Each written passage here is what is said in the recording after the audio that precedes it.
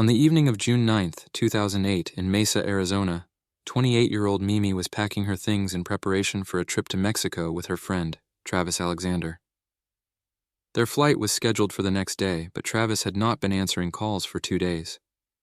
Mimi began to worry and started calling their mutual friends and acquaintances, but no one had seen or heard from Travis for 5 days. Growing increasingly concerned, Mimi decided to go to Travis's house. She knocked on the door for a long time, but there was no answer. After 40 minutes of knocking and looking through the windows with no response, Mimi became alarmed and called her best friend and her friend's boyfriend for help. She also contacted one of Travis's acquaintances and obtained the code to his garage door. Once inside, the group immediately noticed a strange, strong odor, though they initially ignored it. When they reached Travis's bedroom, they found the door locked. Mimi called Travis's phone again, but there was still no answer. They decided to ask Travis's neighbor, Zach Billing, if he had seen anything unusual.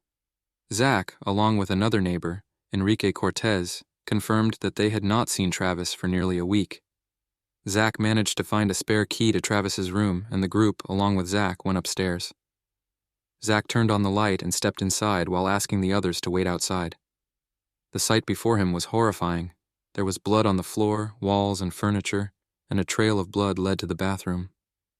When Zach opened the shower door, he found Travis's lifeless body on the floor.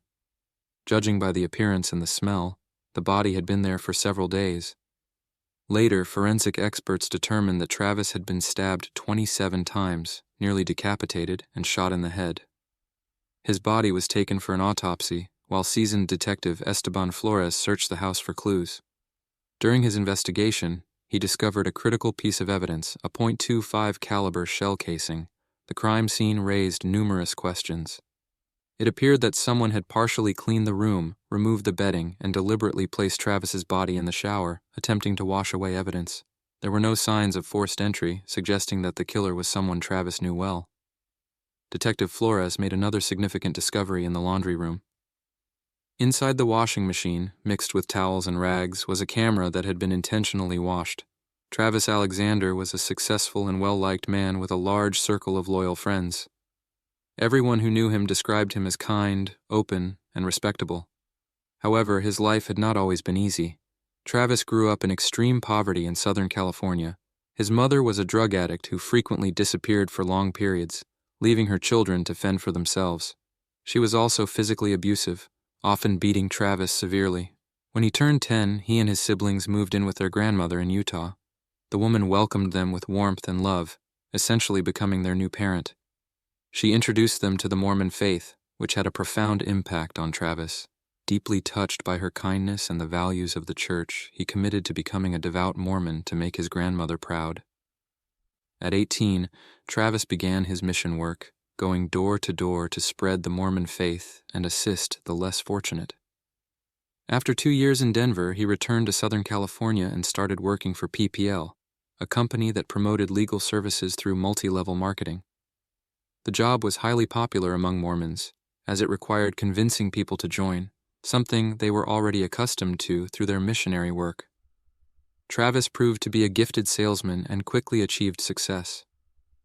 His colleagues admired him for his motivational speeches at company events, which left no one indifferent. On the surface, Travis's life seemed perfect, but as Detective Flores dug deeper, he uncovered some intriguing details. The Mormon faith has strict rules, and breaking them can result in permanent expulsion from the church. One of the most serious rules is the law of chastity, which forbids members from engaging in any intimate relationships before marriage. This was a significant struggle for Travis. As a charismatic and passionate man, he found it difficult to adhere to this rule. He led a double life, trying to balance his natural desires with his devotion to his faith. He constantly battled between his physical impulses and his spiritual beliefs. Detective Flores felt that a woman might be involved in this mysterious case, and he was right. While Travis's friends and colleagues had no idea who could have wanted to harm him, they pointed the police towards someone they found suspicious, his ex-girlfriend, Jodi Arias. At first, Travis's friends had liked Jodi. She was polite, quiet, and well-mannered. But over time, they noticed her controlling and manipulative nature. She frequently argued with Travis, demanded constant attention, and even took money from him. Flores decided to investigate Travis and Jodi's history. uncovering a complex relationship. In 2006, Jodi was living with her boyfriend but faced financial difficulties, prompting her to seek a new job. She learned about PPL and believed it was the perfect opportunity for her. In late 2006, she attended a PPL convention in Las Vegas, where she met Travis at a banquet. The event turned into a lively party with music and dancing, and the two hit it off immediately. After returning home, Jodi ended her 4-year relationship to pursue Travis. However, a significant issue arose. Jodi was not a Mormon, meaning she could not date Travis or marry him. Determined to be with him, she converted to Mormonism within 2 months and underwent a baptism ceremony, with Travis as her mentor. By February 2007, they were officially a couple. Although they lived in different cities, they frequently visited each other and engaged in a physical relationship despite the religious restrictions. Their romance lasted until June 2007 when they broke up. After the breakup, Jodi became obsessed with Travis. She moved closer to him in Mesa, attempted to integrate into his social and religious circles, and refused to respect his boundaries. Travis, in turn, was frustrated by her persistence and repeatedly asked her to stay out of his life. However, he struggled to completely cut ties with her and continued to be physically involved with her, despite knowing they had no future together. He admitted to his friends that he wanted to end things with Jodi, but found it difficult to resist his attraction to her. Their relationship was purely physical, driven by passion rather than emotional connection. In 2008, Jodi finally moved away to live with her grandparents in Yreka, California. She took a job at a restaurant owned by an old acquaintance and tried to start anew. Detective Flores decided to track Jodi's movements before and after Travis's murder. When questioned at the police station, Jodi claimed that she had left for a PPL convention on June 2nd and could not have been at Travis's house during the time of the murder. She also mentioned that on June 5th, she had visited her new boyfriend, who confirmed her alibi. For a moment, it seemed like the investigation had reached a dead end. However, forensic experts managed to recover images from the camera found in the washing machine. These photos became the most critical evidence against Jodi Arias. On July 14, 2008, Detective Esteban Flores traveled to Yreka and finally met with Jodi on July 15th. During the interrogation, Flores questioned her about her route from Yreka to Salt Lake City. "I know you didn't drive straight to Utah," he said. Jodi responded, "I went to Santa Cruz. I spent the night in Monterey and then continued to Pasadena. I intended to take Highway 115, but I got lost. Since I sleep very deeply, I decided to spend the night in my car by the side of the road. Your journey took 2 days, but something doesn't add up. If you slept for 10 hours, you still had 18 hours unaccounted for," Flores pointed out. Jodi denied any involvement, but then Flores presented her with photographs. In one of the photographs, Travis Alexander was looking directly into the camera. The picture was taken while he was taking a shower. In the next image, he was shown in profile, his right hand firmly pressed against the shower wall. He appeared relaxed. However, even more revealing pictures had been taken before Travis got into the shower. One of them featured Jodi Arias posing completely nude without any shame, while another showed a fully unclothed Travis lying in bed. These images were undeniable evidence, but Jodi refused to surrender. She argued that while the photos seemed convincing, it was possible to alter their timestamps. Detective Flores then pulled out another picture. This one showed a woman's leg, clad in gray pants, standing right next to the lifeless body. Though the detective couldn't get a confession, the evidence was more than sufficient. Jodi was arrested. Left alone in the interrogation room, Jodi sat quietly for a while before suddenly breaking into a rendition of "O Holy Night." Then, in an unexpected act, she knelt in front of the wall and attempted a headstand. Her behavior was bizarre. And I won't go, and I can't breathe until you're resting here with me. And I won't go, and I can't hide.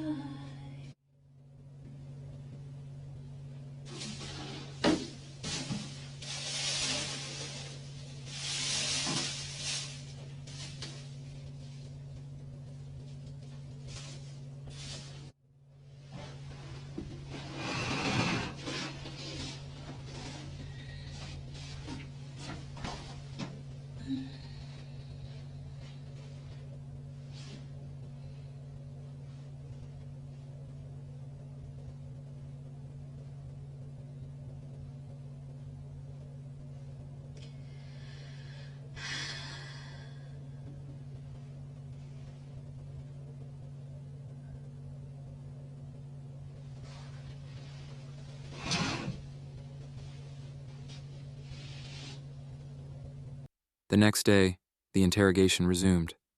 Jodi admitted that she had indeed been at Travis's house that night.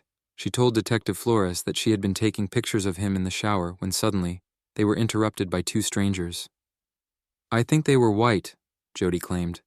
"They were wearing hats that covered their entire faces." The intruders attacked Travis. Jodi panicked and ran, retreating into the closet in a state of terror. "A man pointed a gun at my head and ordered me to stay put," she continued. "Then he told the woman to take care of me. We struggled for a while. I'm not used to fighting. I didn't know what to do. I just held onto her hand, the one holding the knife. She wanted to kill me, but the man didn't let her. He told her that wasn't why they were there. Then he pulled my ID from my wallet and immediately realized where I was from. He warned me that if I told anyone, he would kill my entire family." Jodi claimed that as soon as the attackers let her go and disappeared, she rushed outside, jumped into her car, and drove straight to Salt Lake City. "They just left?" the detective asked. "You didn't run to the neighbors or call anyone? Why?" Jodi answered simply, "I was scared." After a long conversation, Detective Flores formally charged Jodi with premeditated murder. Following her arrest, he decided to speak with her parents. They described Jodi Arias as an obedient, sweet, and loving child. However, everything changed when she turned 14. Sandy, Jodi's mother, claimed that her daughter had started mocking her parents for not finishing college, bragging about her own superiority. Over time, Jodi became a serious problem within the family. She regularly caused arguments and constantly criticized every family member. Her mood swings were extreme, and she would frequently experience sudden bursts of anger. Eventually, psychiatrists diagnosed her with borderline personality disorder, BPD.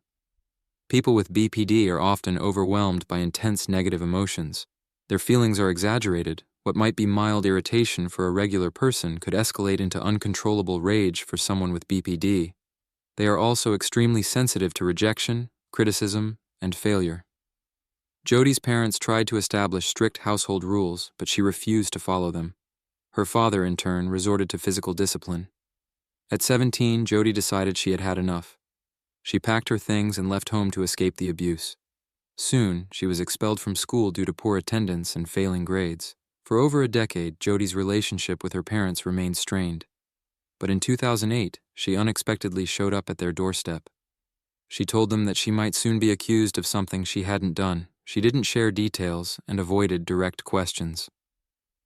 When official charges were brought against Jodi Arias, the case was assigned to an experienced prosecutor, Juan Martinez. After examining documents that detailed Jodi's movements on the day of the murder, he concluded that everything had been meticulously planned. The killing was neither accidental nor the result of a heated argument. It was deliberate and carefully premeditated.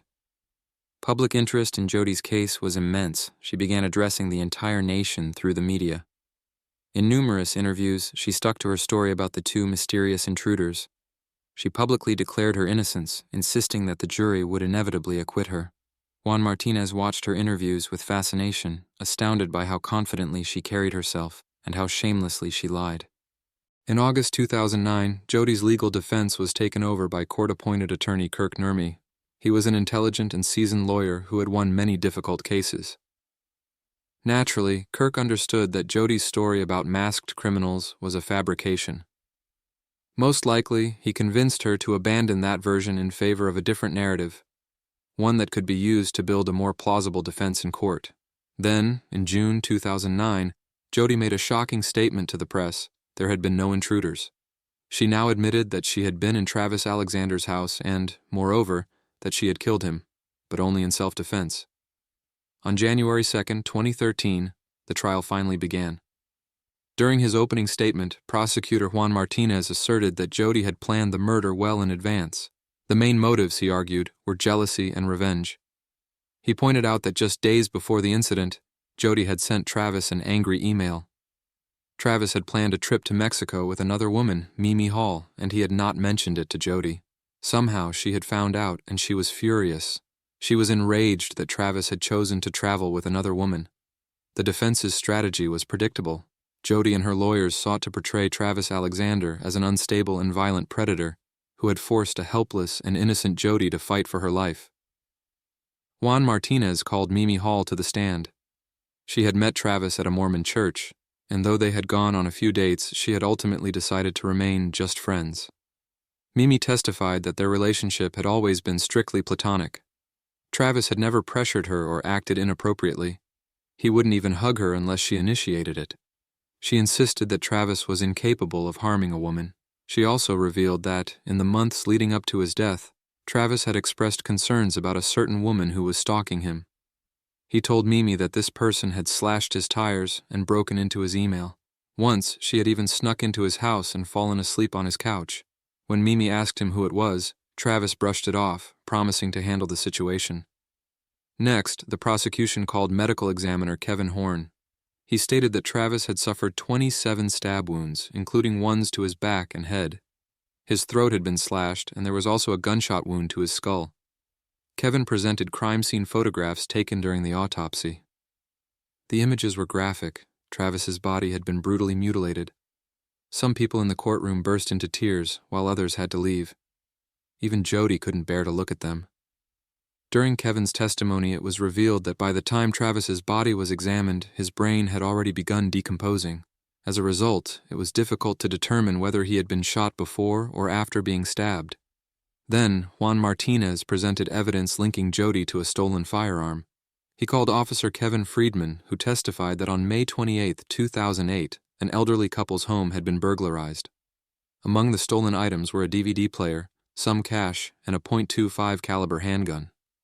The granddaughter of the victims, none other than Jodi Arias.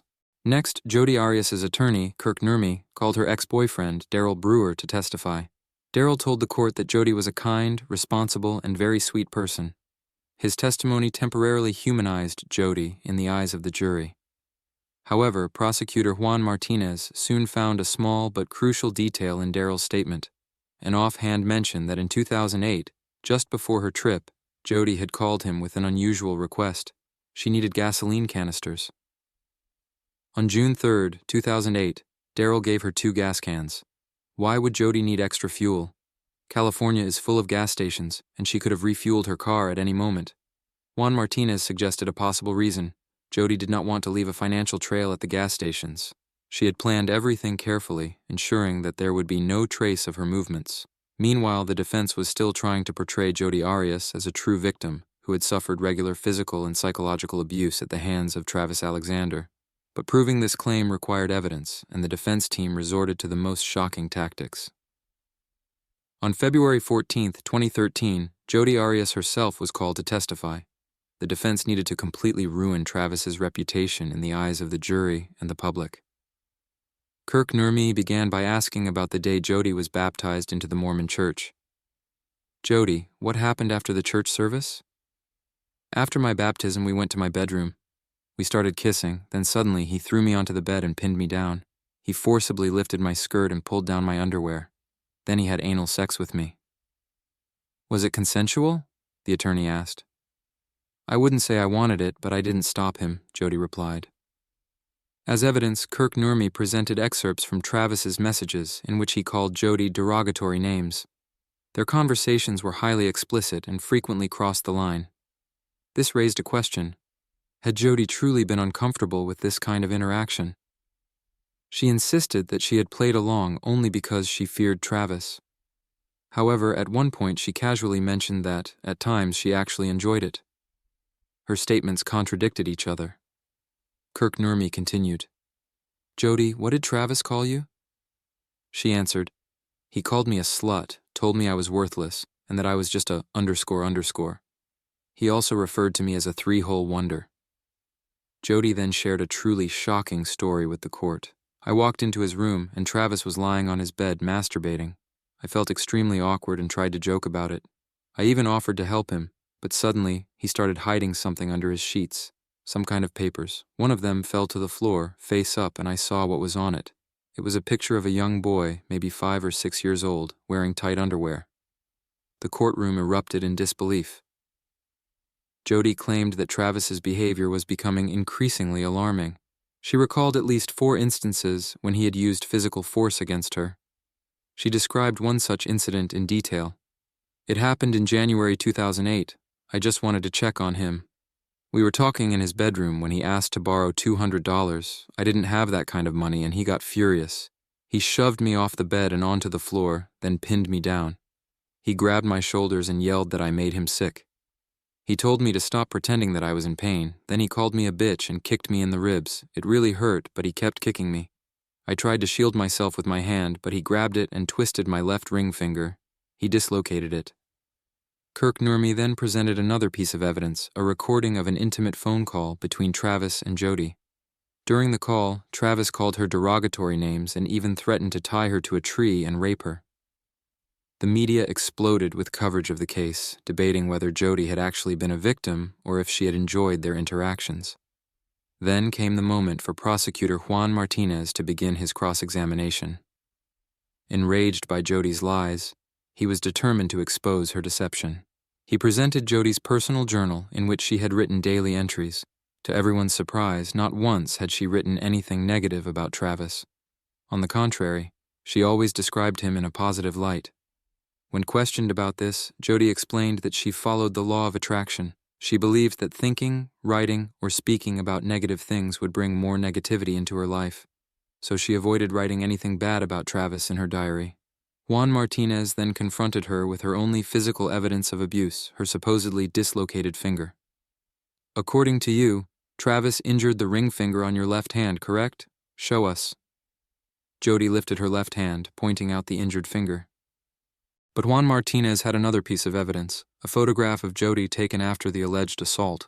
In the picture, Jodi was standing next to her sister, her hand resting on her sister's shoulder. The finger appeared completely normal, with no sign of injury. Once again, Jodi had lied. Public outrage soared. Even Donald Trump commented on the case, condemning Jodi's actions and urging the jury to deliver a swift and fair verdict. On March 8, 2013, the jury reached a unanimous decision. They found Jodi Arias guilty of the murder of Travis Alexander and determined that it was a premeditated act. Now, the next step was sentencing. The prosecution pushed for the death penalty.